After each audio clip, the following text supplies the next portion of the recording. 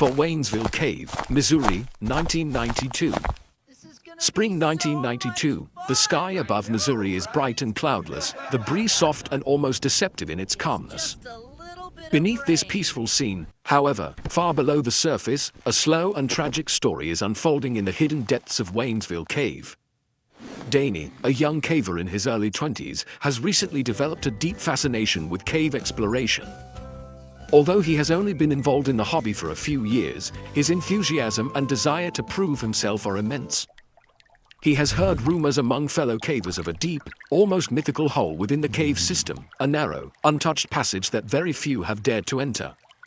Determined to show his courage and skill, Danny decides that today will be the day he conquers it. The entrance to the cave is tight and foreboding, a slit in the earth just barely wide enough for a single person to crawl through. As soon as Danny squeezes inside, the environment changes completely. The air becomes damp and cool, thick with the musty scent of soil and ancient rock. Faint echoes of dripping water bounce through the darkness, breaking the otherwise eerie silence. Equipped with only a modest headlamp, a few spare batteries tucked into his pocket, and a rope, Danny presses on, undeterred by the cave's intimidating atmosphere.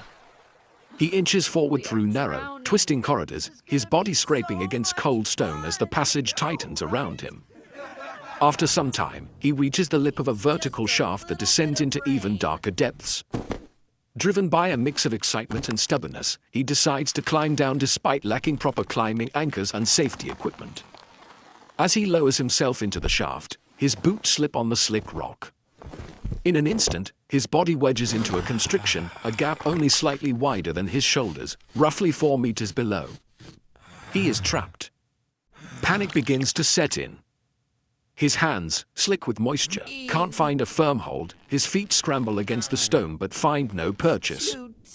The walls of the shaft press tightly against his chest, making each breath shallower and more strained.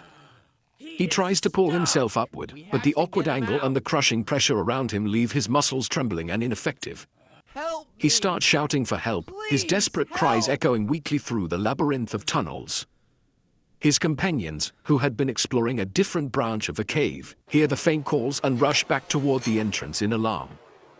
They quickly realize the situation is beyond their abilities and sprint out of the cave to summon professional rescuers. By the time the rescue team arrives, hours later, Danny is still wedged in place, his face flushed from the strain, sweat dripping down his temples onto the cold cave floor.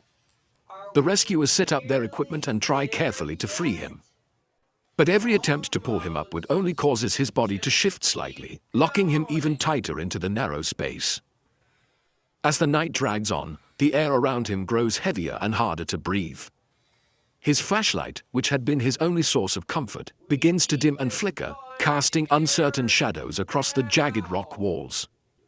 His breathing becomes erratic, broken by long pauses as exhaustion overtakes him. Eventually, Danny slips into unconsciousness. In the cold, unyielding darkness of Waynesville Cave, everything falls silent once more. When rescuers finally manage to extract his body, many are overcome with grief. The cave, indifferent and ancient, has claimed another life. A single, avoidable mistake, climbing into a dangerous shaft without proper gear or support, had cost a passionate young man his future. The tragedy of Waynesville Cave would become a somber reminder in caving communities for years to come.